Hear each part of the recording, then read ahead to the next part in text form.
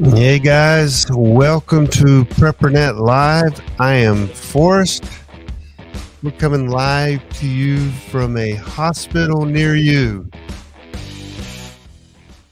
Live from the hospital near you. So, hey, we got some updates to give everyone. Got an awesome guest in the green room. Haven't even spoken to him yet, but he's there. Waiting. I'll bring him up in a minute, a little bit. We got some announcements to go. And of course, as I'm doing the show, starting the shows, I'm getting like texts. Make sure you make this announcement. Don't forget this announcement. Can you add this announcement? So, hey, we are going to get started here. Hey, welcome to the show. If you know the movie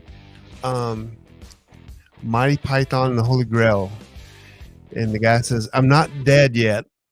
Yep, I'm not dead yet. I'm still here, guys. So anyway, got some story. I was like, what is he talking about? We'll get into that in a little bit. So let me start the old presentation here. We'll go through some announcements. We'll bring Chris in from ammo.com and make sure I've got everything set. Hey, in the chat room, everyone, make sure you put where you're from in there. Put in there where you're from, what group you're near, why Forrest is alive. I just saw that comment. Hey, Forrest, yeah, good. Well, thank you, Lee. So, yep, I'll tell you about that, guys. Well, let's get started with some announcements. Y'all keep putting where you are from. Hey, this is season 2. Welcome for everyone, all the PrepperNet people out there across the nation here. And those that are going to be listening to it via podcast, welcome. See, this is season 2. There was never supposed to be a season 2, but season 1 ended and people weren't happy. So that's why we created a season 2. So I do want to encourage everyone. We operate off $40 a year. That's all. That's literally like 4 cups of coffee at Starbucks. Well, depends on what kind of coffee you get, I guess. But hey, $40 a year gets you 9 free webinars. It gets me in and out of the hospital. It gets a lot of things done. It allows me to buy lunch for a few people. It actually pays the bills. I mean, just think, we have $9,000 in bills just for meetups. That's meetups alone. That's not counting the $600 a month MailChimp account, whatever. Just, hey, it's $40. And I even have a way for iPhone users how to upgrade. So go to the website, the .net site, PrepperNet.net, and do that. That's your first preparation. Yeah, preparation you should do. So let's keep going here. I'm not going to beg for money. Hey, I do want to announce, so we're getting ready to have a season of ham radio. We are going to make 500 new ham radio operators out of you guys. And I hope you guys are getting psyched about this. But our first ham radio show is next weekend. Don't forget, you can be a technician license. That's a test. General's a test. Extra's a test. They're all just a test. All you got to do is memorize the questions. So the first thing we're going to do is work on 500 technician class license. Now, if you can't get that, I promise you there are 3rd and 4th graders that can remember these questions. So it's easy. We're going to walk you every step of the way. And what if I told you that if you get your technician license, I will get you a free radio, a free ham radio, literally mailed to your house, free of charge. Well, I'm not paying for it, but I know some people, and I can get you a free ham radio, just UHF and VHF. And if you get your license, I can guarantee you'll get a free radio. So it's literally free. You just pay for the test.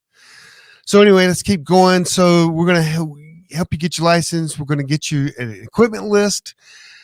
This particular radio might not be on our equipment list, but it's free, but it's probably not on our list. So we'll deal with that.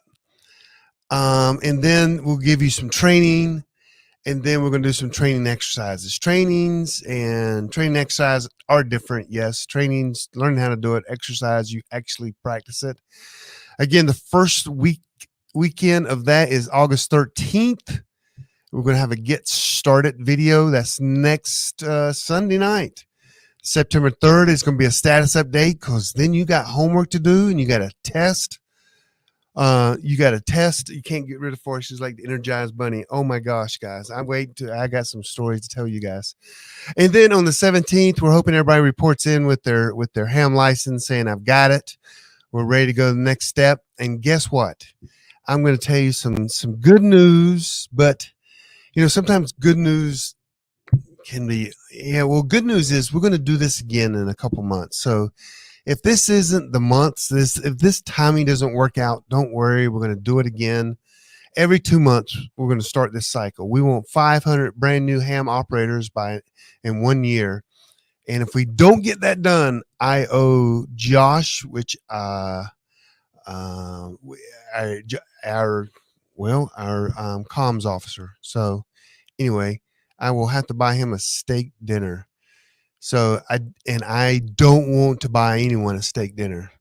So anyway, hey, so I did find some funny videos this week. I'm going to go with what I have, guys. If I make this up, you'll know it. So I always come with a couple funny videos, and I picked 2 this week. I did this early in the week in case the crap hit the fan, and crap kind of did hit the fan for me. So first one, I'm going to show you the first video. I'm going to pull it up here. These are videos that make me laugh. And if they don't make you laugh, you're not a human being. So this, I literally think, and Beth, BG in the chat, she's going to get really mad at me.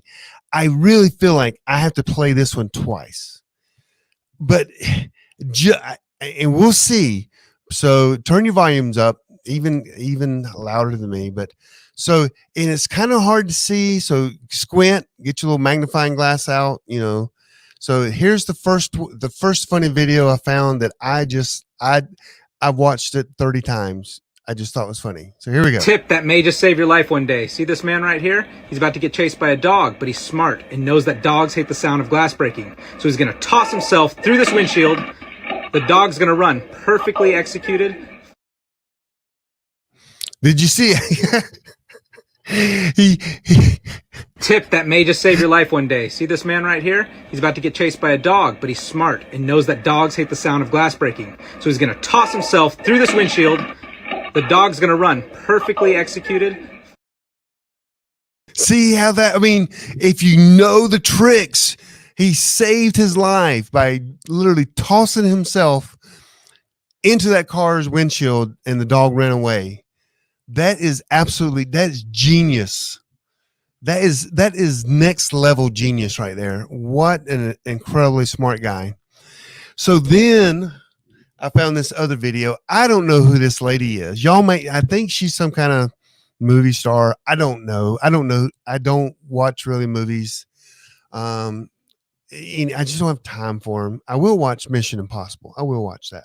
And she's on a talk show, and man, yeah, part of me kind of wishes, not that her, but if the words were coming out of my wife's mouth, that would be pretty cool. But okay, this is funny. I love this. I found it. So tell me what you think about it. When we first started dating, I gave him helicopter lessons, flying lessons for his birthday. He never showed an interest in flying, but I just gave him to him in case the world has gone to shit and we need to fly away. So I was like, I need to be with someone that can operate a helicopter. First of all, why don't you take the helicopter lesson? Because I'm in charge of weapons and ammo. Yes, that's awesome. She said that. I don't know who that lady is, and I'm sure everyone will comment in there who she is, but that's because she's in charge of weapons and ammo. She can't fly the helicopter and be in charge of weapons and ammos. I understand that. So that's my 2 funny videos this week. I don't know her. Beth said she doesn't know her. Well, Beth, you need to get out more. So with that said, Beth, since you're coming up a lot, you sent me a dang text. Hey, make sure you announce this. So she said I can even read it, like I can read. So I'm going to pretend like I'm reading what she said here. Okay, guys. It says, "Hey guys." That's coming from her, not me. So I didn't say that. She said that. There's a great event coming up in Hilton, West Virginia, September 7th through 10th. This is a perfect opportunity for the PrepperNet members in that region to get together, take some great classes and network. Beth G will be posting the details in the chat room right now. So I guess she's posting detail. I don't see the details, but she's posting them right now, guys. She has 5 free tickets. So let her know if you plan to attend and if you like one of these tickets. So there you go. She's there. She posts something. I guess they're $75. PrepperNet has 5 free tickets to go to that. The reason I won't be going to that is, I'm moving my daughter into her college that weekend. That was the I was wondering, I forgot why I wasn't going to that. Just remember. So anyway, there you go. Beth will handle that in the chat room like she always does. And don't forget, we got a great guest in the green room. We're getting ready to get to him. So, hey, this week, people you need to follow. Last week was active self-protection. Anybody follow him? Anybody watching his videos? Let me know in the chat room if you did, because he's great. I mean, he is just a swell guy. This week, I got a new guy. I mentioned his name before. I may even mention it last week. So this guy this week is a new friend of mine. He's called the Economic Ninja. This guy is great, has a YouTube channel to do this. I mean, I'll tell you this. He's so rich that he does what he wants to do, and he's a full-time fireman. I don't know if it's volunteer. I don't know, but I know that he does it because he loves helping others. And he'll tell you he owns 30 plus properties. He does all this investment. He does all this stuff, and he does what he loves to do as a fireman. Matter of fact, he'll come in with some smoky, I don't know if smoke's leaving his hair or whatever, but he's dirty, and go, hey, got to record this video about the economic news. So anyway, y'all give him a follow. He's a good guy.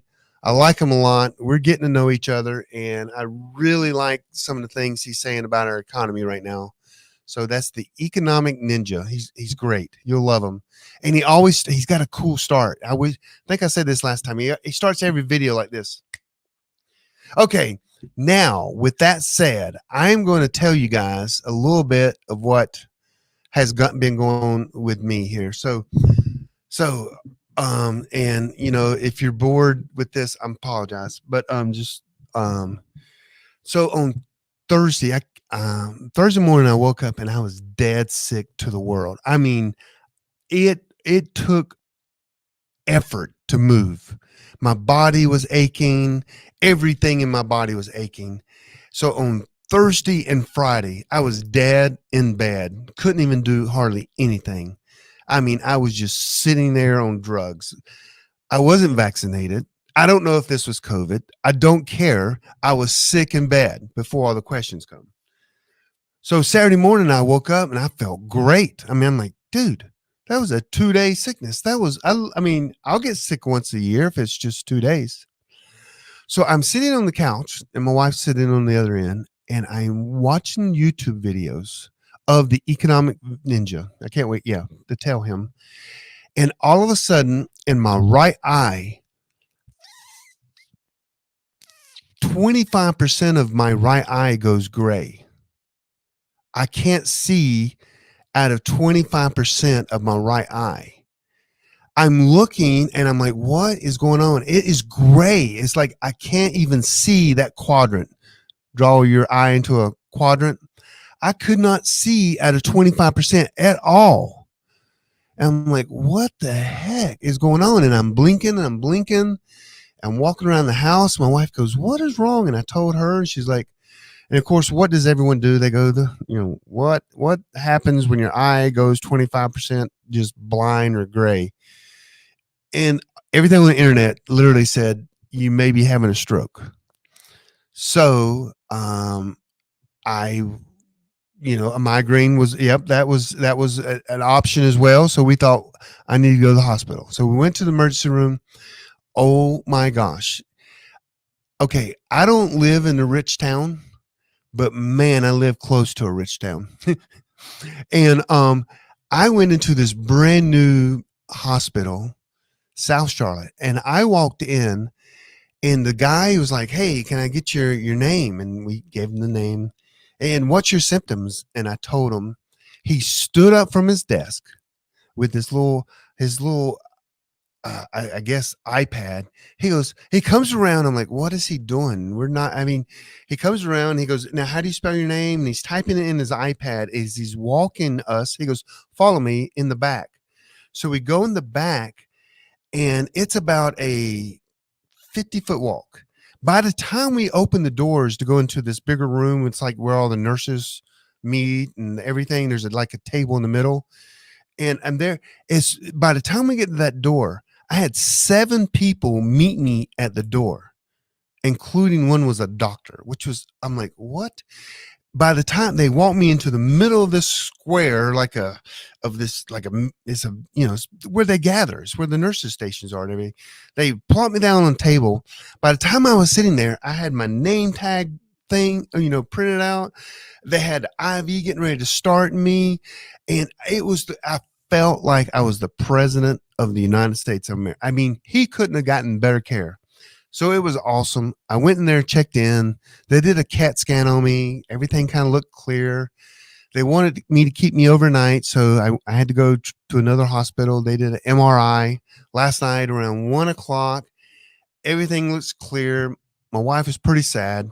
She's like, man, you're going to live forever, aren't you? And I'm like, well, trying to. She's like, man, okay. But everything turned out good. Everything's fine. And we think the issue is about a month ago, I changed my blood pressure medicines. I have it's high blood pressure. You can call it whatever you want to call it, but it's normally a little high, not outrageously high, but we think that my blood pressure medicine for a month hasn't been working at all. And I mean, just literally my body's kind of been not working, and my blood pressure was like way out of the limits. And I think because of that, in your eye, you have vessels and veins that kind of cross each other and twist around, that it was putting pressure on one of my vessel, vein, whatever. And it literally kind of, was messing my eye up a little bit. So anyway, I was released this morning. So I'm on 38 hours of not sleeping because I didn't sleep in the hospital. You don't sleep in hospital. It's impossible to sleep in hospitals, especially if they think you had a stroke. So I've had 1 hour of sleep. I got out of the hospital at noon today. I taught a class to high school seniors that are going to college from 4 to like 7. I rush home and I'm doing this live with you guys. That was my weekend. So I am tired. I didn't do everything I was supposed to do. It's very unplanned, unprofessional, but that's the way we roll. I will have to say this: about 11:30 on, I guess that was Saturday night, I got a buzz on my phone. And I'm telling you, it is nice when people like Dr. Bones and Nurse Amy call you and you're in the hospital and they go, hey, how are you doing? And then the doctor walked in and I had to hang up and I called him back. And so it's just good to have friends like that. I'm just telling you. And it's good to have them part of the PrepperNet community. But they called. A lot of people called. Some people I just haven't had time to return. I tried to return all the texts because I did have time sitting on my butt doing nothing. But anyway, that was my story. I'm good. My eye, if you can imagine, my eye is still, the vision has come back. It's still a little blurry, but I'm going to a eye doctor tomorrow, and also my primary care doctor tomorrow, and we'll figure everything out. So it's nothing that was serious that we think. No stroke. Matter of fact, they said that my brain looked really good, like one of the best brains I've ever seen. They literally said that. Not really, but my wife didn't like hearing that. So anyway, that's the story. I'm all good. Thank you for praying. All the people that sent messages and say they're praying for me. All good. Just gonna get some sleep tonight, and I'll be fine tomorrow. So I'm alive. If you were wishing different, you lost this time. So anyway, okay, we're gonna get to the show. Hey, thanks for just listening to me there, I guess. So but I was gonna do it from a hospital room. I was gonna do it tonight, no matter what. Let's see if I'm missing anything here on my notes over here. I will tell you that Chris from ammo.com, what a professional. He sent me like, okay, here's some topics we can talk about. Here's some questions. And I'm like, oh my gosh, I'll tell you right now, this next part would suck because I would have to literally make it up as we go. And because he did this, it literally was perfect because I got a lot of the details, a lot of information about him right in front of me. So I'm excited about that. Let's see. I think he might be next coming on. So so let's bring Chris. Chris, I'm going to bring you up here. We'll make us big up here, so it'd be just me and you. How you doing, Chris? I'm fantastic. I'm glad to hear you're okay. My goodness, that was a story. I'm telling you, it was kind of scary. You just don't know, and you want to do the right thing. And my wife's like, yeah, what was that? A $6,000 right thing decision? I don't know. Cause we have insurance and everything, but yeah, it was kind of weird. I've never had anything like that. Well, I'm just glad you're all right. Like what we were seeing in chat, I've been watching the chat the whole time. Yeah, that the reason they got you in so fast is because if they can get you in that first hour, they can reverse a lot of the damage if it was a stroke. So glad to hear that it wasn't. Yeah, I was too. But then my wife and I talked about that, and I looked around and we're like, well, it's a brand new facility. It's like I was literally the only person there anyway, too. They were like, the overly attached girlfriend that hasn't seen you in a long time, and you're like, oh gosh. So anyway, any old YouTubers, y'all would know where that reference comes from, but that's a key. You got to know the past to know that. So hey, welcome. Please, I didn't even attempt to pronounce your last name. Yeah, it's Dwulet. I get about 5 to 6 different pronunciations, so I appreciate it. Yeah. Chris is fine. I didn't even look at my hair. I appreciate you coming on. I appreciate you sending me the list and some of your information and what you're specialized in. And, I'm going to have to ask you some ammo questions at some point. You understand that, right? That's what we're here for, brother. Oh, yeah. Thanks, Lee. Appreciate it. Yeah. Thank you for coming on. And so this is your PrepperNet. A lot of our members will come on here. We'll broadcast this out. This go into into a podcast, and awesome. And so hey, tell us about yourself if you don't mind. Yeah. I don't even think you said that to me. You didn't. See, unprepared. No. Yeah, I missed that one. Yeah, that's fine. That's why you're here. For sure. No, thanks for having me, of course. Hi to everybody in the chat. I see the chat starting to get everybody saying hi. I really appreciate that. I'm glad to be here. So yeah, I'm actually a chemist by trade. Haven't done that in a while, but I came on with ammo.com a couple years ago. I really have a passion for writing, for shooting. I've been a shooter for a year. It started when I was about 7 or 8, of course, with my dad's 22. Like that's how most people do it. Mm-hmm. Kind of, moved up into bigger things when I was a little older and I hadn't had income. I've shot USPSA in the past, Steel Challenge. I don't do it now because I have a family and responsibilities. And, primers are expensive. Yes. Yeah. But I'm a hand loader as well. I've been a prepper for years, and I'm really excited to be here and talk to you guys. So when you say chemist, is that a street chemist? No, I am not Walter White. Sorry, I can't do any of that sort of thing for you. So my degree technically is in chemistry. Okay. I did a lot of work for Big Pharma, right? Oh, nice. Yes, yeah, I was a contractor for Big Pharma for several years, and by several I mean like 12. But I kind of discovered the error of my ways. I found out it really wasn't my passion. And just kind of started looking, and I just kind of fell into this job for ammo.com. It was very fortuitous. A friend of mine saw the job posting, and I applied, and here I am.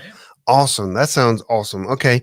And you love guns, you love ammo. Oh, 100%. And so, And so we're going to get in some. This is going to be interesting because this is a lot of things. What we're going to talk about are things that I never get into. So I get asked questions and not knowing the answer. Fair enough. Okay, because I think I already told you one of my slogans was if you're not in a group, you're going to die. Yeah, for sure. And so he's not going to say lone wolf by any means, but we're going to get there. But I do want to ask a few questions about ammo. I mean, you are Mr. Ammo. Oh, that's a new name for you, Mr. Ammo, Mr. Reload. Is ammo? You know, we've had so many up and down with getting ammo, the price of ammo. Is ammo kind of back to normal now, or is there still issues? It's getting there. If you ask me, it's definitely getting there. And Elizabeth, I'm sorry if there is an echo. I tried moving my mic further back. Is that better? Yeah, is any better or worse? You sound great to me. Okay. I'm hearing it a little bit in my headphones too, so I'm not sure where that's coming from. It could be me because I'm not wearing a headphone. That might be it. I'm pretty unprofessional right now. Oh, no, you're good, brother. Now I can't hear you. Why? You got to plug the thing in. That helps. Oh, okay. It's the old. It's all that one person. Right? Okay. How about now? No, you still sound good. Yeah, okay. I don't hear it at all now. Thanks for pointing that out. So, yeah, as far as ammo supply is concerned, I mean, we're definitely seeing a lot of things back in stock. We're definitely starting to get back to that point. But in my experience, and I've gone through multiple ammo shortages before, you know, we saw it with 22 LR, right, after Sandy Hook. Yep. It was just out of this world for, you know, the better part of a year and a half. And I think that's kind of what we're seeing now with like primers. And of course, ammo is more expensive than what it was before. Trust me, I have the boxes in my ammo storage that say, you know, like $12 on it. And you're like, right, gosh, yeah. When are we going to get back to that? I think there are a couple things going on. Obviously, there's a lot of ammunition being shipped elsewhere. I'm sure we all know where that is. But I would say as far as what we're seeing, we're definitely seeing, you know, stockpiles and stores coming back. So we're getting more variety on the website, which is always good. And so I think I'm hopeful that we'll start seeing prices come down soon. But if things kick off, and of course, we're going into an election year, which is always big for ammunition sales.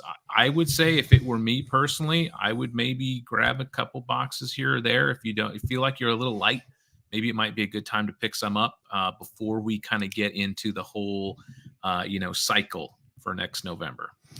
So would you say like 75,000 rounds? Is that a good number to have? No, I'm kidding. I mean, yeah, I would love to have that, man. If you have 75, I don't have 75,000 rounds. Me neither. But man, if I did, I would feel locked and loaded at that point. Locked and loaded, yes. So, is the AR if 5.56, is that hard to get? Because I'm sure they're shipping a lot of that over to Ukraine area, I would think.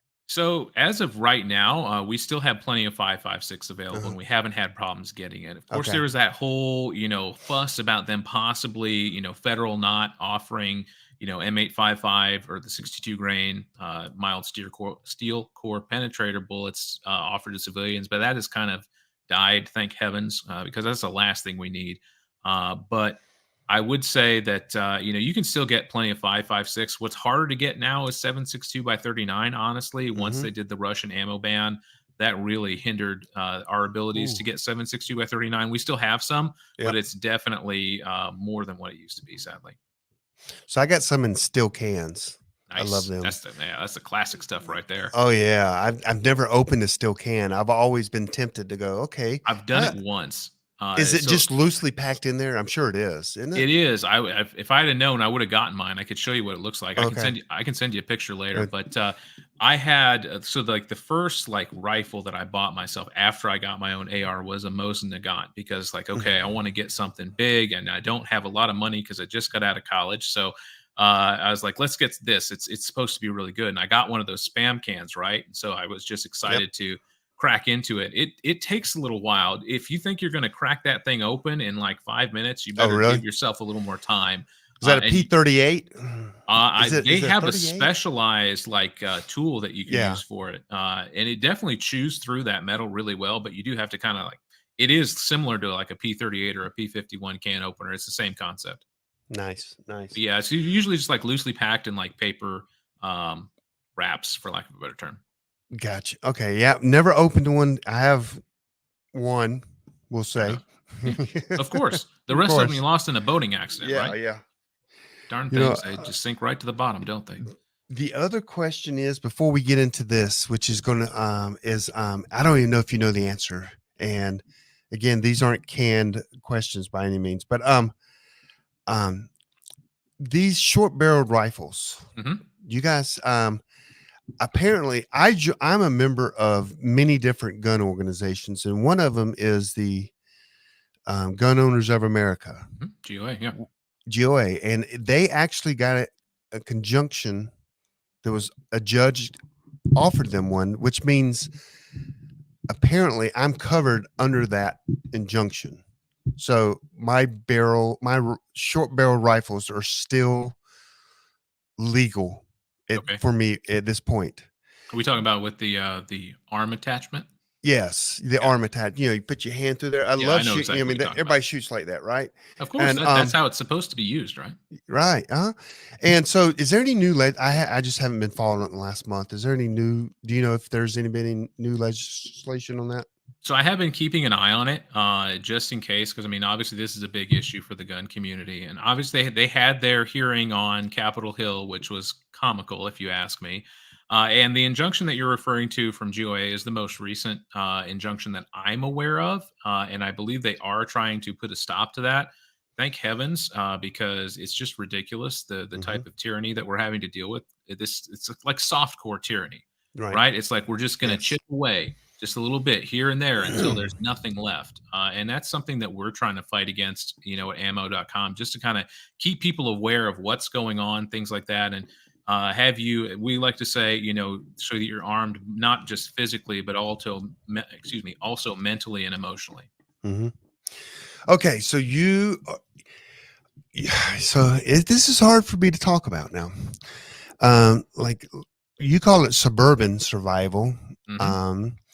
And we were chatting a little bit through email, and I'm like, man, who would want to stay in a town when the crap hits the fan? But man, you brought up so many good points. I'm like, not everyone can have a retreat. Yeah. And so everyone knows my retreat. All my PrepperNet fans know where my not fans, members. Yeah. They know my retreat is in Miami Beach, Florida. Okay. You go to the beach and you dig down, and I have a bunker. Nice. Everyone knows that's where mine is. All right. And it's the safest place in the world. And so that's where mine is. But not everyone can afford to, one, travel the distance, two, bury, an entire town underneath the sand like I It makes have. it more difficult. Yeah. So not everyone, they're in a group, they're not in a group. They can't get out of town. So there has to be, maybe PrepperNet needs to think a little bit more about suburban urban survival and how to bring communities and people together. But tell me how you started studying this and how you think this should work for people, and just give me the lowdown. Yeah, for sure. So I would say that the way I started studying this is because I'm living it right now. Mm-hmm. It's one of those things you hit on this really well for us. It's like not everybody can afford to just move out into the sticks and get out into that rural environment. Obviously, that's the goal, right? That's what we all want. We want to be in that place where we can be self-sufficient. We don't have to be attached to the grid. We've got our own water, our own electricity, chickens, whatever else you want to grow, your nice little garden and your 20 acres out in the woods where nobody knows about. That's the goal, right? But it's just not a reality for everybody. It's hard. Yeah. I wish it were. I really Mhm. do. And that's what the wife and I are trying to, shoot for, but it's going to be a hot minute before we're ready to do that and pull the trigger on it, so to speak. So what I want to do is I want to give people hope. That's the big thing. Because I feel like there's so much, say bias in the prepper community, be like, this is how you've got to do it, otherwise you're dead, right? And I know it's not that extreme, but I Who, get that sometimes. who's ever said that before? I don't know anyone that would ever say that, but keep Well, you going. Keep mentioned the going. group part, Yeah. but that's Yeah. this the beautiful part about suburban preparedness. But one of the things I pulled this stat up from the 2017 American Housing Survey. They said that 52% of U.S. households identify as being in a suburban area. So that means the majority of Americans live in the suburbs. And so I don't want people thinking that they don't have a chance, because you do. You just kind of have to approach it a little bit differently. And there are definitely some pros and some cons of living in suburbia. If you've ever done it, I can tell you Mhm. what they are. And if Right. I'm sure that you could as well in the chat if you guys live there. You understand the pluses and minuses. But I think that if you approach it right, you can definitely have a really good chance of survival in a suburban setting, primarily because of what you said. That community is already around you, and that's so incredibly important to have. Now, of course, if you're in a rural setting, you've got your people that are coming, and you probably have a plan already set in place if you've done that. And kudos to you if you've done that work. But doing it in suburbia is a little different, because I can't just go knock on the next door neighbors and go, hey, Jim, what are you doing for the apocalypse, bro? It's going to be a really weird conversation. Yes. We'll just put it that way. And so I think you can definitely do it. There are ways to do it without being overt and not blowing our own OPSEC, because obviously that's something that we all are concerned about here in the prepper community. We don't want to be a target. Totally get that. But if the balloon goes up and we need to be going to the bunker, going all to Forest bunker there in Miami Beach, maybe we can't get there in time before he closes the door, and you may have to survive in your community. And I've got some concepts we can talk about to kind of give you some hope and give you some ideas and things you could start doing. One quick question. So, and I understand that so many people live in the city, and matter of fact, I don't want everyone in PrepperNet or all the prepper groups to go where I'm going. Yeah, of course. Then my area gets crowded, and so I do want some to stay and fight it out. But no. So in do you prepare ahead of time, possibly putting groups together? Do you make it up as you go once it happens? So I think really what you're going to have to do is, unless you know some people in your neighborhood who are into that, maybe I do, maybe I don't. It's going to be kind of difficult to breach that topic, but there are some ways that you can go about it without being overt about it. Probably the best example I can say is, if your neighborhood doesn't have a neighborhood watch, I would suggest that you go ahead and spearhead that initiative. If you guys have an HOA, I know I hate them just as much as you do, but if you have one, go and suggest that. And what you'll typically do is you'll have local PD come in, and they usually have like a presentation they do, recommendations, how you do things.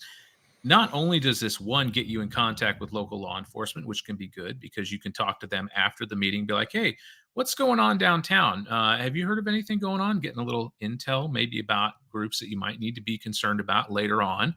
Or what it also does is it gives you an idea, okay, who in this neighborhood is serious about this sort of thing? And it can kind of give you an idea of who you might need to network with, but it can also help you with setting up patrols. If things go down and they're burning down the Walmart on the other side of town, you hear about it through the grapevine, you guys can have patrols set up already because you've already done this neighborhood watch thing. That's probably the first one. That's going to be the easiest and most direct way to network with people.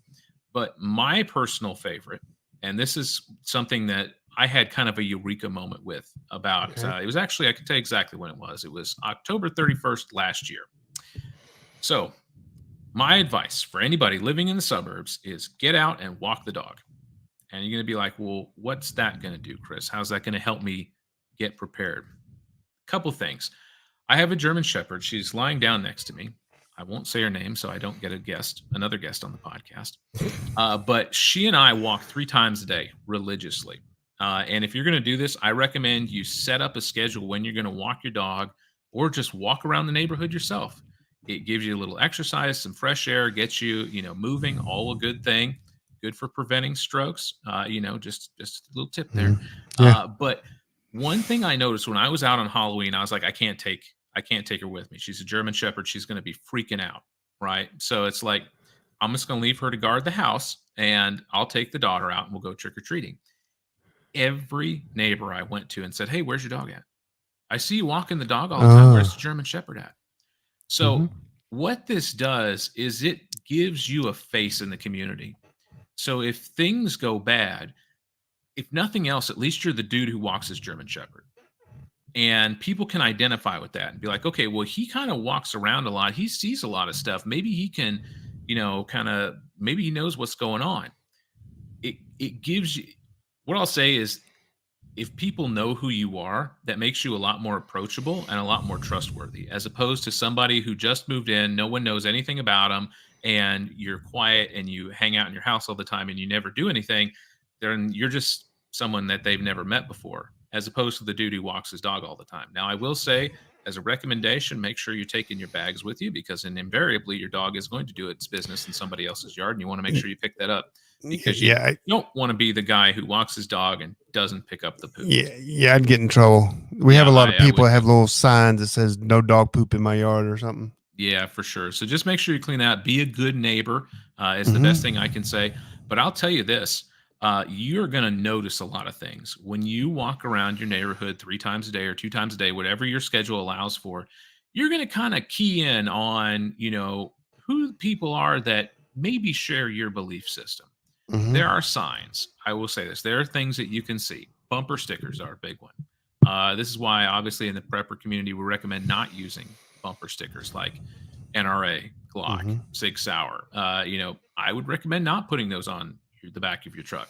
I just have my kids beat your kids up. Is that okay? My kids beat up your honor student? Yeah, something like that. I don't have that. No. That's totally cool.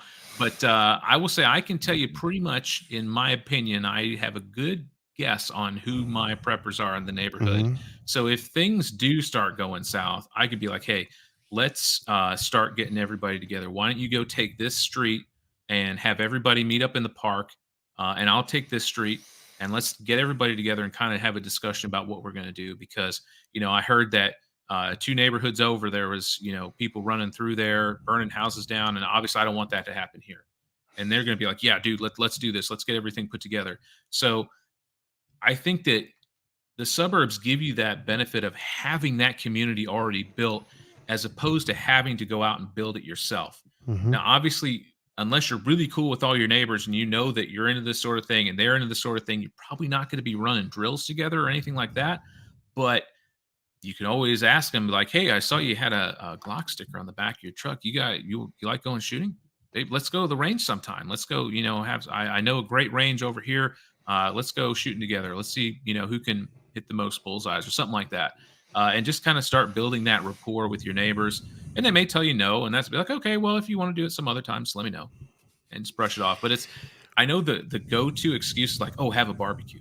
I'm not going to have a barbecue for 100 houses in the neighborhood, guys, especially with the price of meat these days. It's just not possible. So this is a good way, in my opinion, to kind of start building that community without having to be like, hey, I'm a prepper. Let's figure out what we're going to do for, an EM. That's okay. So now I'm remembering back in my early days about some things. So I actually love the idea, love the concept, and I've done it.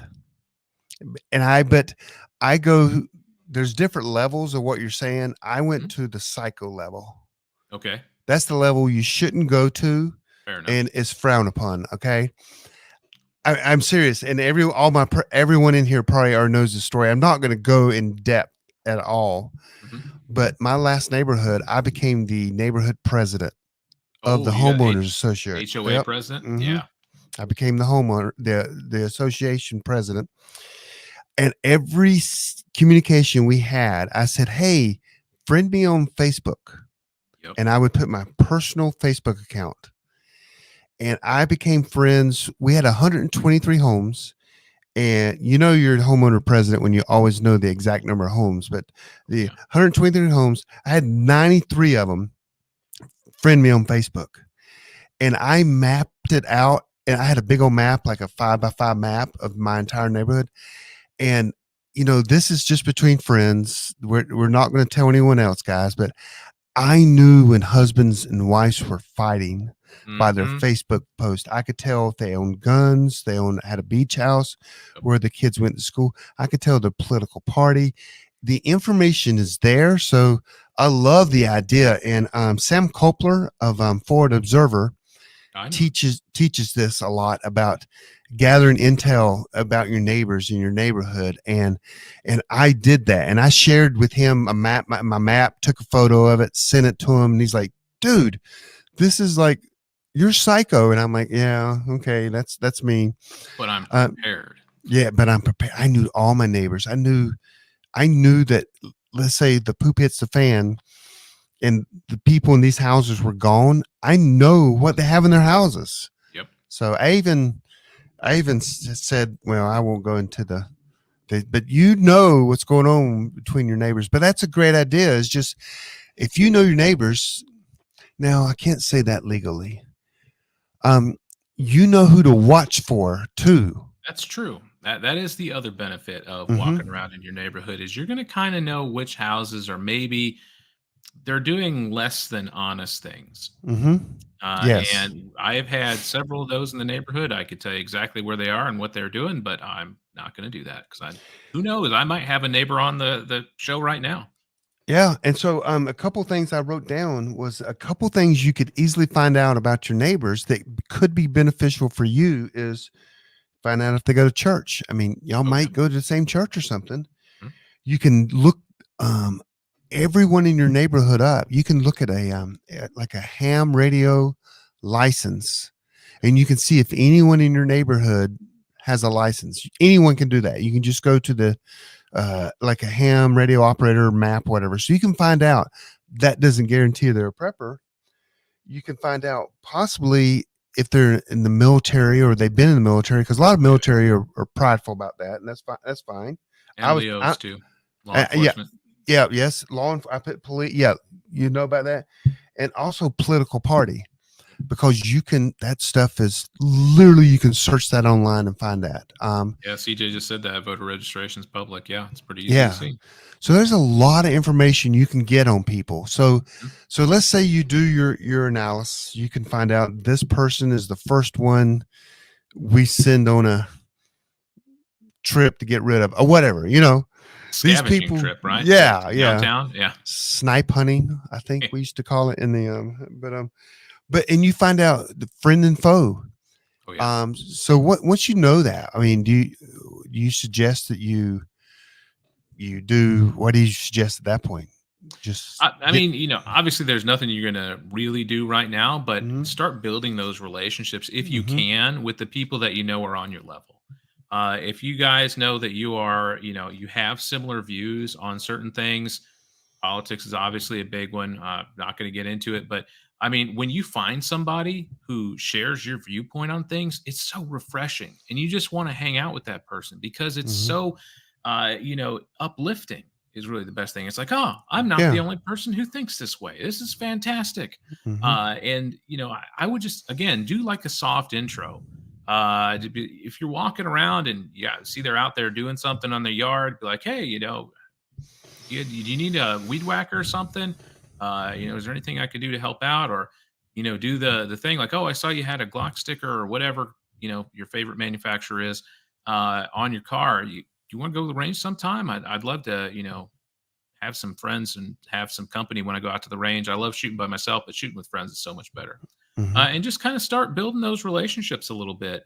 And then as things progress, then, you can just be like, hey, like, what's your thoughts on, everything going on overseas right now? Are you worried about that? And you just kind of feel them out, see where it goes, and just start up a conversation is really the best thing I can do.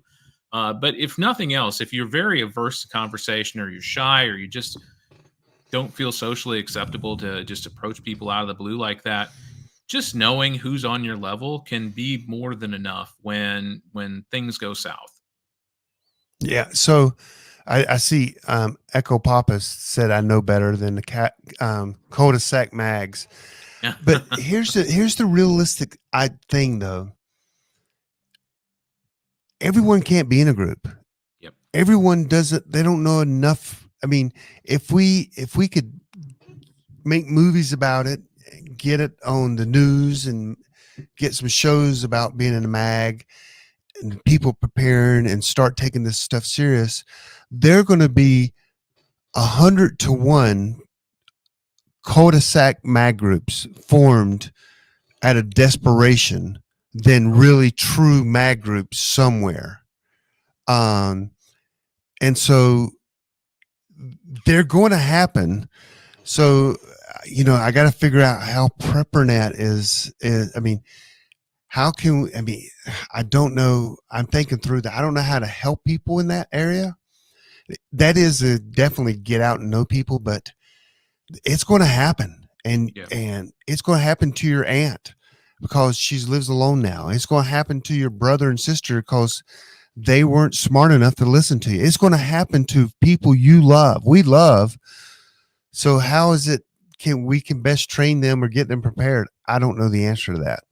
Chris, Yeah, what I kind mean, it's difficult, obviously, because Mhm. there are going to be differing opinions, differing thought processes, for the people in your neighborhood. And that is something you're going to have to deal with. And it is a downside. I mean, I'm not saying this is the greatest Right. solution, but I want you to think about that there are solutions to this problem.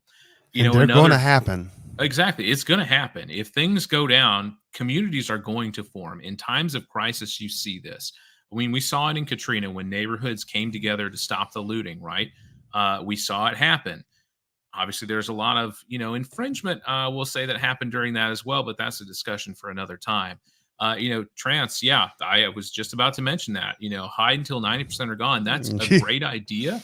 But Mm-hmm. the only problem is a lot of neighborhoods and suburban settings live upon what we call primary ley lines of drift, aka the interstate system.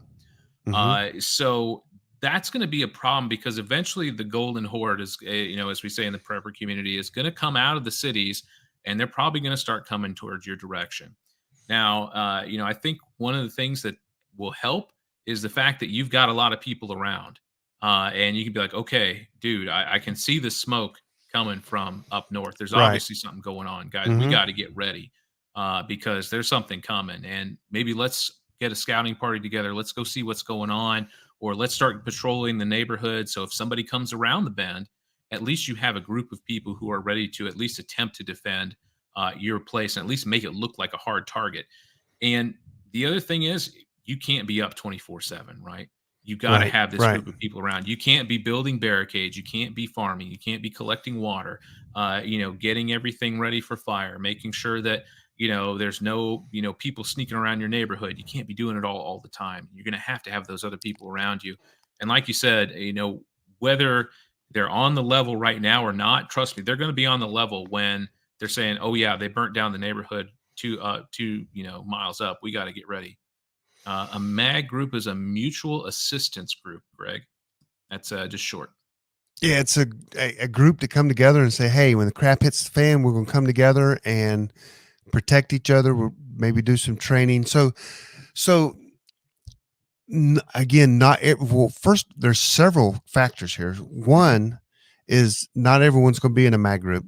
Yeah, of course. Two, some people will never be asked to be in a MAG group because you got to have skills and some supplies and so there's many factors. It's hard to get in. Matter of fact, I played a video the other weekend about digging a hole was probably the hardest thing you'd ever do in your life.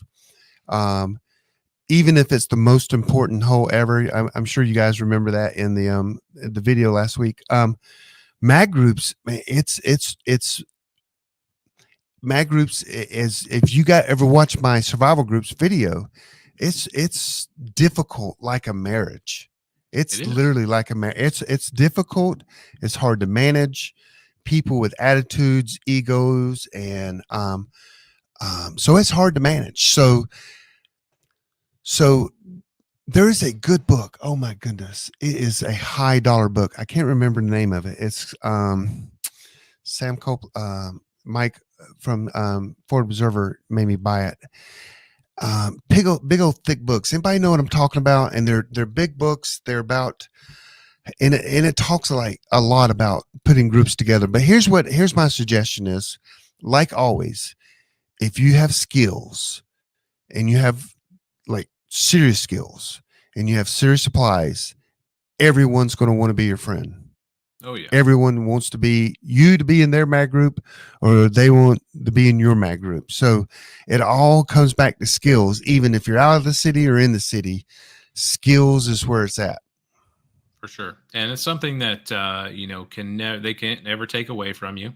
Mhm. Your skills are things that you can use for your life, and they make you're less reliant on gear at that point. When you Mhm. have those skills, you're definitely more prepared, and you don't need as much gear to kind of help. And yeah, Lee, I agree 100%. Your family should definitely be your first line of your mutual assistant groups, because trust me, if they know that you're the prepper, they're coming to your house when things go down. And I've kind of been, one of the things I've been thinking of is, that's one thing I want to make sure that I've got ready for the people who I know who are coming. And they'll bring some things with them, but obviously I can prep more things here. And that's another benefit of living in the suburbs as opposed to living in an urban setting or an apartment or something like that, is storage space. If you have your own house, whether it be 150 square foot condo, or you've got a 2-story single family home, you've got a whole lot more storage space than somebody in an apartment. And you typically do have at least a little bit of land. I know I don't have a whole lot, but the wife and I put up a garden this year for the first time. We actually have tomatoes coming in. I'm very proud of ourselves for that. Nice. And Congratulations thank you. for your new babies. Yep. We're waiting for them to turn red. They haven't turned red yet, but they're definitely coming in. And having those things available, it lets you get your 5-gallon buckets and your Mylar bags, right? You can get that shelf stable food, or Mhm. even canned food, things like that, comfort foods. It's a lot easier to store in a suburban setting. Now, of course, again, obviously a rural setting is ideal, because you can have storage sheds, you can have barns, you can stack it to the rafters, as they say. But still, here in the suburbs, I can have quite a lot stashed away and no one's going to know about it. Hmm. So I will have to say this, Chris. Looking at the video, I look pale and I literally look like I just walked out of the hospital. What is going on? You look so Well, that's tan. Because you did just walk out of the hospital. Well, I did, but Didn't I tell you I walk my dog 3 times a day? yeah, I know. This Goodness sexy gracious. complexion is just I what got to happens. do something with my lighting or something. I'm like, goodness, you look so fresh and clean, and I look like an old man here. So, You're looking fine, brother. so of course, Eric, Echo Papa, he's all, I mean, he's, if you're not in the mag, you're absolutely going to die, which I'm a big fan, but your neighbors, okay, I'll say it this way. Let me put it back on everyone in here. Let me put it back on, even Echo here. The people you don't convert to be a prepper to get in the mag group are going to be left at their house. Hmm. So you either need to convert them, or you don't care enough to even tell them how to survive even at their house. I mean, if you think that's a waste of time, then you're kind of if you don't help people, even if they're going to stay and do something contrary to what you believe, you're a sorry human being. You've got to help people with their decision and what they're going to do. Some people do not have choices. Like my mag group is not open to anyone. We haven't added anyone in 5-6 years, and we're not looking to add people. If you came to me with $100,000 and said, I'd like to buy myself into your mag group, me and my family, we would say, no, we don't need your $100,000. And that kind of concerns us. But anyway, it's hard. People don't really realize how hard it is until they try to form one. It is really tricky. And of course, there are, back to Echo's comment, of course, there are going to be people who just refuse to admit that things could change, that things might be different, and that things maybe are more fragile than we actually believe that they are. And yeah, I think you do have to do something for them. It's your family. Now, of course, I know everybody's situation is different. Some people, maybe they had a family that wasn't super close, and maybe you can say, hey, sorry, you're just going to have to go back and hit the bricks. But I would say one of the things that I kind of talk about it's a good idea. Blame it on the makeup artist. That's hilarious. And one guy said, makeup didn't get it done. And one guy said, yeah, I am old. Yeah, I know. One thing So I would recommend is, having some preps set away for charity. And one thing that I like to do is just kind of have what I call a donation bag. mhm. It's just got, a little bit, maybe a little bit of maybe like a vacuum sealed bag of rice, maybe just some basic tools, maybe like a survival knife, things like that. And in one of those like cloth bags, I know those were really popular back in the 80s and the 90s. But just like a little, maybe a cheap backpack that you picked up from, a garage sale for $1, and just be like, listen, I can't help you. I don't have, enough supplies to help you here. But listen, I can give this to you. I hope this gets you where you need to go. It's all I've got, and I hope that that can help you get where you're going. But it's one of those things. I think that it's going to be hard if things go down, if people show up, especially with kids, just to be like, nope, nothing, got to go. That to me is going to be nigh impossible. But if you at least give them something, you might give them enough to get through and get somewhere that can help them. You know, mags are a myth. I don't know That's about because, yeah, I prove that different. That's because I can put a mag together and keep it together. I've had by the way, Chris, you don't know this, but I've had a mag group since 2000. Dude, that's awesome. And we have 144 people, active people in our group.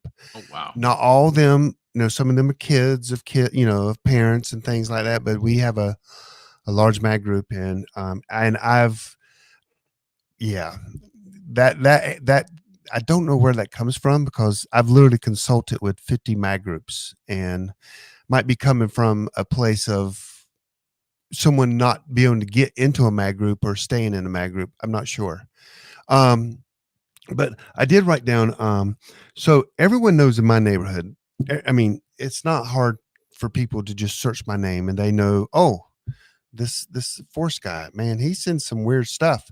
So I'm assuming most of my neighbors know who I am. And especially my immediate neighbors. Our neighborhood has, I guess they're probably 2-acre lots or so. You got a lot of room, but most of on my one road, there's like 1, 2, 3, 4, 5 houses, a little, maybe a mile road. I mean, it's so they know, but they also know that, and I've told them, hey, we've talked about it, because I bring stuff up like this because I'm weird like that. And I said, listen, guys, if the crap hits the fan, have at it. There's my house. There's going to be radios there. There's some food there. There's a lot of tools there that you can have.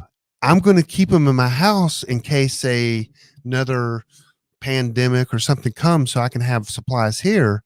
Yeah. I said, but when the fan really hits the poop, that would be interesting. The fan hitting the poop. When the fecal matter hits the oscillation device? Yeah, maybe it's the other, when the poop hits the fan.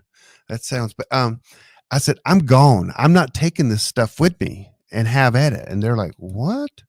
And so it's kind of opened their eyes. And, there's stories I've told about my neighbors are all preppers now, because I had a generator and I supplied we're on wells and septic tanks. They couldn't flush their toilets and they couldn't get water. And they were going down to, driving miles away, and we had no water, no power. And I had my generator, and it was, I wanted everyone to hear it. Because again, this is not where I'm staying. And they came over, and I said, hey guys, you need to use restroom right here. You need a hot shower right there. I got everything you need. And all of a sudden, the next storm, all my neighbors had a generator. Now, it wasn't a whole house generator like mine, but it was a start. Better than nothing. Better than nothing. So they're starting to think about it. Yes. Yeah, for sure. I'm seeing a lot of mentions in the chat that, giving away things makes you a target. People know you have supplies, things like that. I'm not sitting out in my driveway with bags saying, hey, come get your free donation bags, things like that. It's more, in my opinion, of course, there are going to be times we're going to have to tell people no.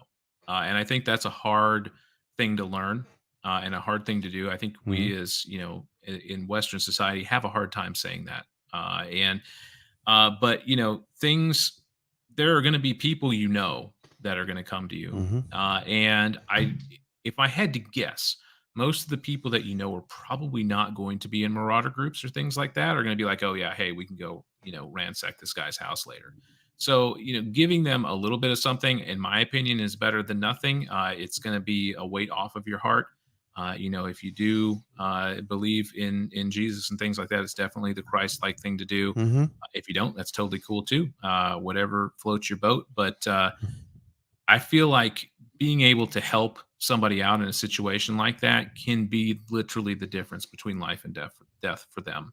And maybe it can come back and pay you around later. And maybe later on it'd be like, hey, I can't give you much, but I know that we're looking to, start building some fortifications. Maybe you can help us out with that. We need some extra hands. If you're willing to work for it, we might be able to help you out. You know, Just a thing to consider.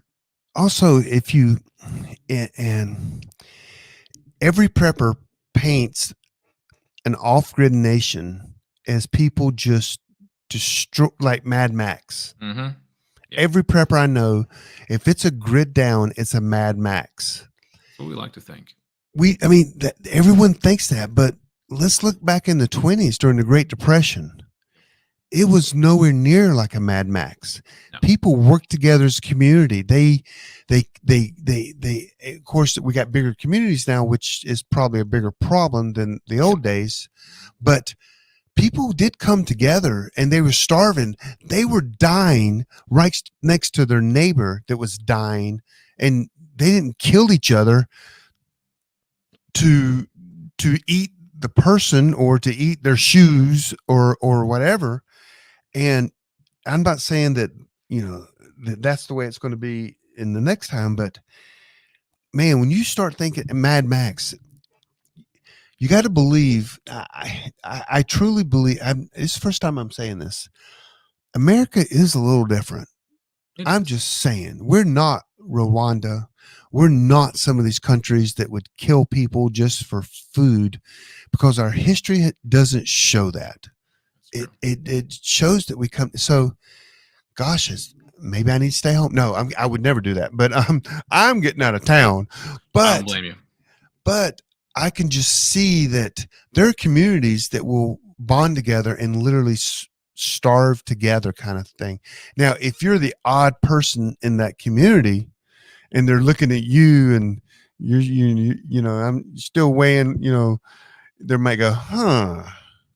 So maybe that could be food management on your family's team by not eating so much. I don't know, but That's fair.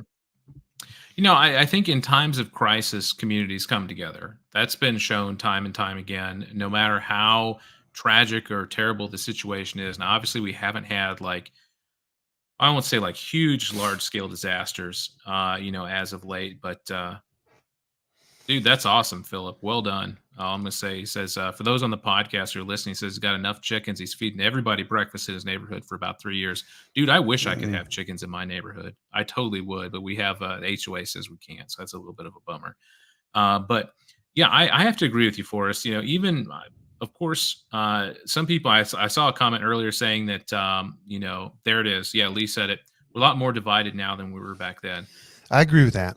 Yeah, I think definitely there is more division, but I will say that everybody's a believer in a foxhole, and if you get put in that foxhole in that actual situation, I think that a lot of that division and that hatred that we have is going to go away, because I don't think at that point anybody cares what candidate you voted for, what your leanings are, what your feelings are about, culture and things like that. They're gonna be like, okay, how can we get through this together? Right. Yeah. So, but one of my goals was to actually read more books on the Great Depression and just but I haven't done that. I got so many books to read. I just committed to read 5 books that are crazy good books.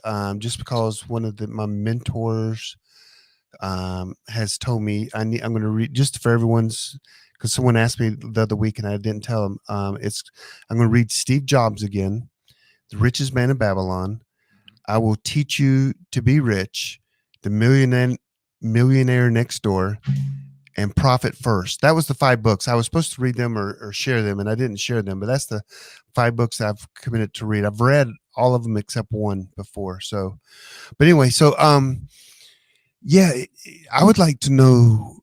Okay, so the big question is, like in Charlotte, kind of the closer you go uptown, which is interesting. Well, it's changing now, but it used to be a lot of the lower income families live closer to the airport, which is normal in a lot of cities, seems like, and downtown. Charlotte's kind of reversing it, where downtown is now becoming Yuppieville, and I think we're just literally driving the lower income. So, is it going to be done on based by neighborhood of income of what communities bond together, come together, or is it going to be based on religion or crime or gangs? That's I don't know the answer to that. That's Yeah, I don't wonder. either, honestly. And I don't think there's any way for us to really tell or be able to see the future on that one. I wish we could. Hmm. I think that people will naturally, congregate to people that are nearby. So, if you live in those one of those lower income neighborhoods, then obviously you're probably going to be hanging out with those people more frequently, unless you have a bug out location. At which point you better be, hitting the bricks and getting there. But I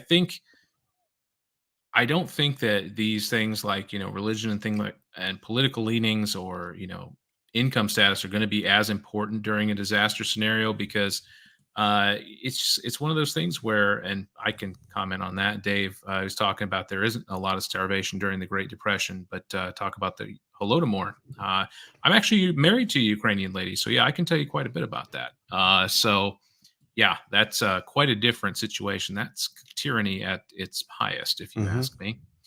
But yeah, I think that probably people who you're going to hang out with and hang around in your circle and in your neighborhood is probably going to have to be your group if you can't get out.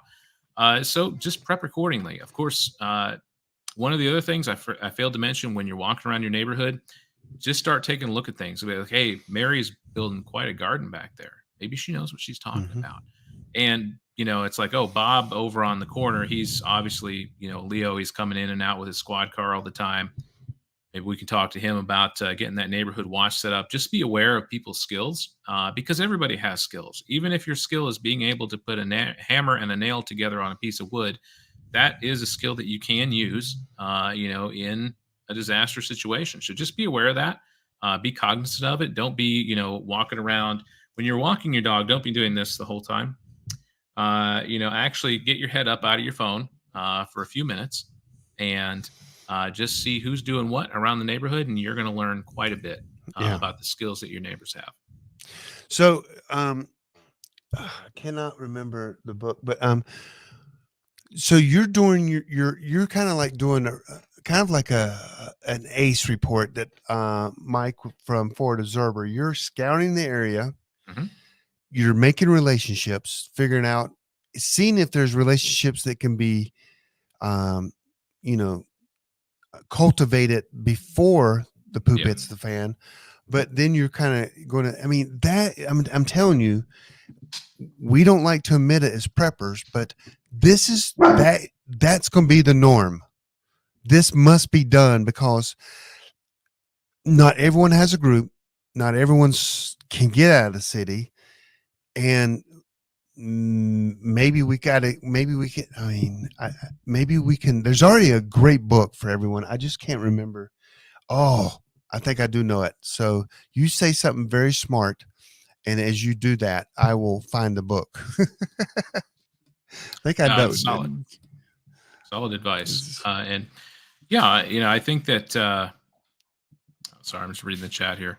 And yeah, sorry, I had to mute there a second. The puppers was going a little barky. I didn't want to blow anybody's eardrums out. But yeah, having that knowledge, and books are a great thing to have, obviously, for any disaster situation, because sooner or later, if that happens, the power's going out, and you're not going to be Mhm. able to access YouTube or any of our channels that we like to follow that have all this information. So having it in paper is a great way to have it because batteries never run out on a book. That's true. So I am so close to finding this. It's called and I don't even know. I really don't know. The, I mean, I don't know the author personally, which I hate that, but I think I know. I'm getting so close. And I'll be honest with you, it's so much information, it's mind blowing. And the 2 books cost me $100. So they're Okay. called, I think I found them. And they are excellent. Nope, that's not it. Yeah. I don't know. I will find them and let everybody know. I know you can't buy them on Amazon, but they're great books, especially for neighborhoods. So what I still like the idea of assessing everyone's skill, even though you don't you don't even have to know them. Yeah. You just Absolutely. said you saw some lady was, in your, as you're walking, you see someone that's growing a garden, you see a guy fixing a car over here. Yep. If you're real, let's just say, not you, but people Of in course. general, if they're real, they're going to write this stuff down, and Oh, yeah. they're going to know this, and it's going to be, they're going to have a tablet or a pamphlet or a map that says, hey, this guy down on the corner down there, he has a car up on blocks, and I think he's rebuilding his engine. He could be a good engine guy that could help us do this or whatever. So scouting the neighborhood, I think, is important. And gosh, we would it would be I don't know how to say this. If we can't help people that's going to stay in their own neighborhood, and we only try to help people that are in a mag group, which I believe 100%, a mag group with a retreat in the middle of the forest, in the middle of the mountains, with a log cabin and all the wood you need. I mean, that's what you need. Oh, yeah. Or, For sure. but let's be realistic. If Charlotte has 1 million people, if they all did that, that's going to be a pain in the butt up there. In the mountains, if they all had that. So they're going to be I want people to stay here and survive. So we've got to somehow come up with a program to help people. I'll put Beth G in charge of that. She does all my the difficult work in PrepperNet. Sure. But Well done, Beth. yeah. But so how would you, what would be some of the steps you would do besides walking your dog, writing stuff down?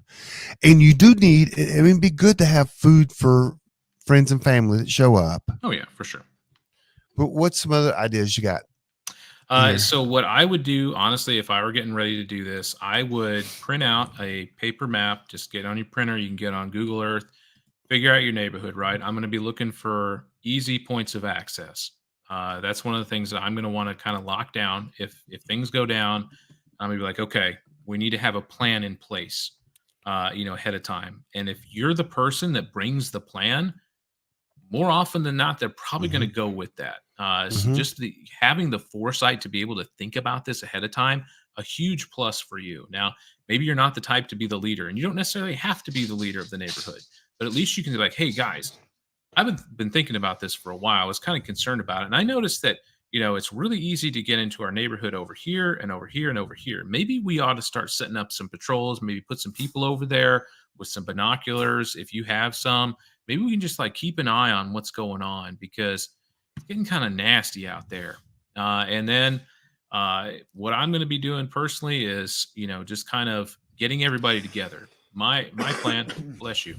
My plan is basically like when things go down, if I'm still here, if I haven't been able to get my property out in Indiana where I want, then I'm gonna be like going door to door. I'm first gonna go to the people that I know are on the level, be like, hey, let's start getting everybody together. I want to get everybody together in our park. We have a little park common area, and you start talking about a couple things. When you start talk about sanitation, that's gonna be a big one. The last thing you want to do is have somebody, contaminating your water supply.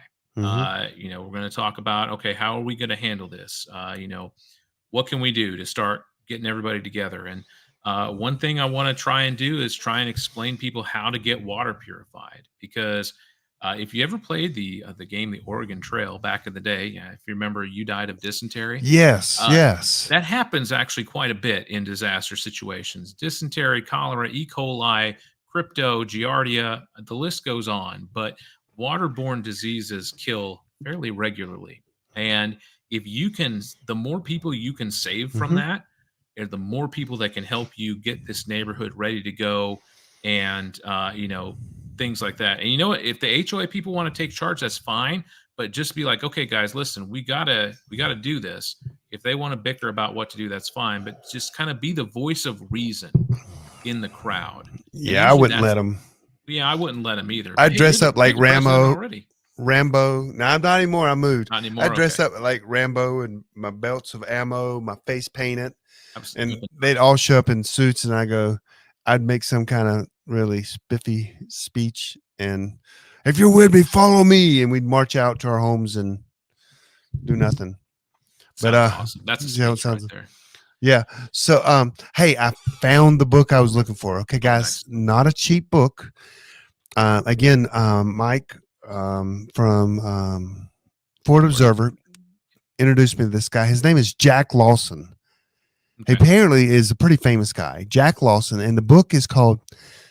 I'll just, you know what? I'll post it in the right here in the chat room here. Um, it's called Civil Defense Manual. Hmm. I There think is I've heard of that book. so much information there. There's 2 volumes. I think they're $50 a piece. I told you they're not cheap. He doesn't sell them on Amazon, but they are excellent books. Matter of fact, I have taught a class from information that I got from one of them books once upon a time. It's awesome. No, And they're definitely a great thick resource. books. They're really, and they, I mean, not only are they great books, he writes to the margin. Oh, There's like wow. less. I mean, it's like less than a quarter inch margin on some of the pages. He gets so much information in there. So there's the link right there, guys. If y'all want to see that civil defense manual, I don't know him personally, never met him, but I know his book is pretty dang awesome. So I was looking here. So how do you feel about sealing off a neighborhood and not and letting the neighborhood next door kind of take their care of themselves, or do you become like a group? And again, I'm going to say this on the air. Um, I wish I could bleep it, but there's some people that are just not going to play fair, Yeah, that's true. and somehow we'll just leave it up to your imagine. Sometimes you just got to take care in the best way possible. Send them on a trip or something, and to make sure that they don't screw up Oh, things yeah. that need to get done. I mean, we all understand that. We all know that Of course. there's bad and evil people, and sometimes that needs to be dealt with. But what do you think about different neighborhoods, and how do you come together at the time and become more of a group with, like, okay, we got to put some people in security here. We got to start helping people out. I think that, at least in my vision of how I'm planning on doing this, I think that it makes more sense for each neighborhood to be its own unit, so to speak, as opposed to one big unit. Because the more people you have involved, the more bureaucracy there's going to be, the more difficult it's going to be to get things done. But what I would suggest, once you have your neighborhood kind of locked down, Mm. send somebody over there, be like, hey, are you guys like getting things ready? What have you guys been doing? Like, do you have somebody who's kind of taking charge, or like what's going on, and just kind of asking them what's going up. And then if they do have somebody who's kind of running the show, just go talk to them. Be like, hey, we've got this place over here buttoned down pretty tight. Do you think you guys can handle this side? And then we can basically just protect each other's flanks. Be like, we've got patrols going on. What are you guys doing for security?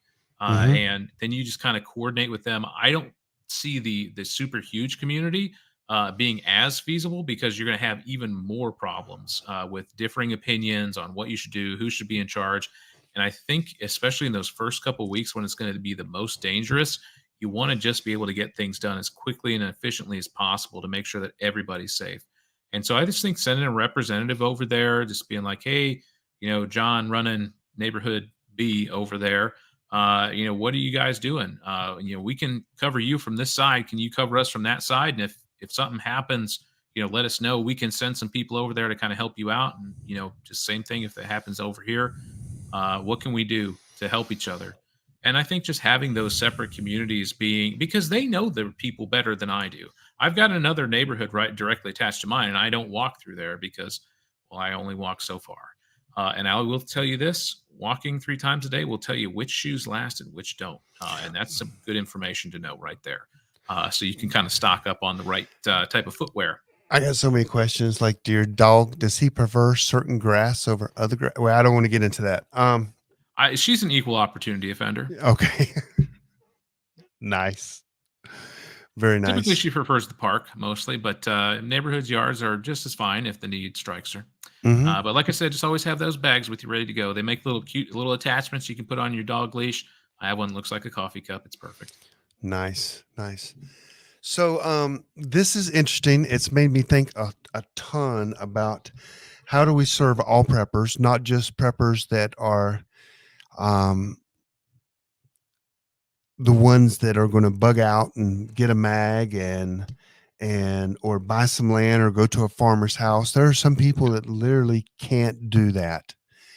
And there's a guy, and I've never really, I've met him several times, but I've never understood his his draw, and he's called the urban prepper, and he teaches people how to stay in your house. And I've always been so against that. So For sure. Now, I know his channel. He's got some good stuff.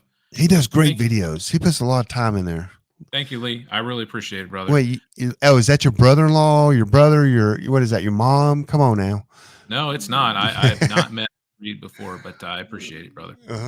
And people are agreeing with you. But yes, so at PrepperNet, we need to maybe start thinking about that a little bit. I've always been I don't think it's a fault, but hey, you got to find a group. If you're not in a group, you're going to die, and you got to get out of town. You got to get away from population. And For sure. So I got one thing here for you. Okay. You guys want to save some money on ammunition? Yeah. All right, here. I'll post this from our YouTube channel. You'll probably have to approve it because it's a link. There's a link for you. It's just for those who are listening on the podcast. It's just ammo.com/Chris, which is my name, CHRIS. 75% off? Not 75. I wish. $20 off. $20 off your order. So that's for everybody. All we need is an email. Promise you, there will be no spamming of emails. We send out a weekly newsletter with our deals and stuff like that. That's it. You can unsubscribe at any time. Get your free coupon and pick yourself up a little bit extra if you need it. You can't do that. It won't let you post that. I did it from our ammo.com YouTube link. I'm on both. I'm in the StreamYard and I'm watching it on YouTube as well. Oh, okay. It is on YouTube. Okay, good. One of the moderators might need to approve the comment because it's a hyperlink. So okay, yeah. Or it might. You know what? The Google gods might have flagged my comment too. You never know. But yeah, it's just ammo.com, like right here on the shirt, ammo.com/Chris, CHRIS. There it is. Like that? Yeah. Yep, there it is. And $20 off? $20 off. Sweet. That's awesome. That's bonus. Yeah. For all you guys who are here, watch the recording, listen to it on wherever do you have grenade launchers? I need to refill my grenade launchers. Do you have them? That's not one that I have been able to procure just yet. Yeah. But we'll work on that. I'll see if I can't find some for you. All right. Well, yeah. I don't need them. I understand. Well, Chris, tell us, everyone, thank you for doing that. That's awesome. That's 20% off or $20 off. $20 off. And tell us how people can follow you. And I know you write a lot. Do you blog? Do you have a YouTube channel? I don't know any of this information. Just tell us. Yeah, ammo.com does have a YouTube channel. We haven't been posting in a while. You just spell out the word dot, so it's AMMODOTCOM. If you want to follow us there, that's totally fine. I would honestly say just check out our articles on our website. We have a ton of content on there talking about different calibers, things like that. Philip, sadly, I don't have that connection, but I can work on it. But He's joking. I appreciate it. Mm-hmm. But yeah, that would probably be the best way. Just checking out some of the articles that we have on there. Great source of information to get yourself some deals on ammo. If you want to connect directly with me, it's just my full name, Christopher at ammo.com is my email address. I'm more than happy to help out. I saw a couple questions about, specific guns and ammo. If you just want to email me, I'm more than happy to answer all your questions. Well, actually, if you guys want to ask a question, type it on sure. in there. Sure. Type I it on saw in one there. earlier, and I can address this. Let me pull it back up. It's way back up there. It's from R&B, AUREN. She asked, could I please address the topic of what is the best type of gun and ammo you should carry as a traveling prepper? So my advice on that is carry and shoot what you can hit with. I don't think you need a specific. I'm not sold on the whole. You need to carry this caliber and nothing less, because in my opinion, a firearm on your waist is a whole heck of a lot better than one sitting on your nightstand. So if you're traveling, I would say carry with you what you're most comfortable with and what you're most proficient with. I know a lot of people like the micro subcompacts and stuff like that. I'm not a super huge fan of them. They are incredibly comfortable to carry, but they are incredibly difficult to shoot well, and you need a lot of practice. Yep. So I always err, especially with somebody who's new to shooting. I never give them a subcompact to start with. Of course, you always give them the 22, right? That's what you always start with. But when we move up to center fire stuff, it's always one of my larger ones because that recoil is so much less on a heavier firearm. But if you're traveling, of course, make sure you're keeping an eye on reciprocity for your carry permit. The last thing I want you to do is get pulled over and end up in the clink because you didn't know what was okay to carry and what wasn't, or if you could carry there legally. So just make sure you're following all the laws because the last thing we need is preppers in jail and not prepping. Yeah, there's an app for that. There always is an app for that. So Philip, that you were just talking to, and he talked about the chickens. He's coming on the show in about a month. He owns a site called rentachicken.com. Oh, cool. You can rent, they'll bring everything to you and you just rent it and you get eggs. So good guy. He's, like I said, I don't know when it is. I would answer that question. He wants to see the dog. Hang on. There she comes. Oh, goodness. Great. Well, I think your voice. Oh, yeah. Me. Yeah. She's like, yeah, that's enough of you. That's enough. Any other questions looking in there? That was the one that I saw. I didn't see any others. If anybody has any questions, feel free to post it up. We can talk for a couple more minutes. Easy, girl. We'll go out in a bit. I know it's almost time for night patrol. Night patrol, nice. Easy, girl. I would answer that question if I knew someone who was looking for a gun to travel. I'm telling you, I love my 22 pistol. Yeah. I know it's just I can hit. It always goes bang, and I can carry a lot of ammo with it. And so matter of fact, in my bug out bag, well, my EDC bag, I carry a 22 with a suppressor on it. Oh, that's nice. So that is one that I do. I've learned that from Warrior Poet. Yeah, for sure. That's an awesome one. Yep. A. Ortiz says, how many rounds should someone have on hand? As many as you can afford, brother. You know, I don't think there's a magic number. I know we like to say, okay, you need to have this many days worth of food, this many days worth of water, and you kind of build on it from there. I would say start with what you can afford and just kind of add to it over time. Of course, some of that ammo is going to have to be relegated to practice and things like that. But I think the first kind of benchmark, you know, shoot first for 100 and then just start going from there. Just keep building that supply. If you're going to go to the store and pick something up, maybe pick up 2 boxes, one to put away, one to practice with. And that'll kind of insulate you against price hikes too.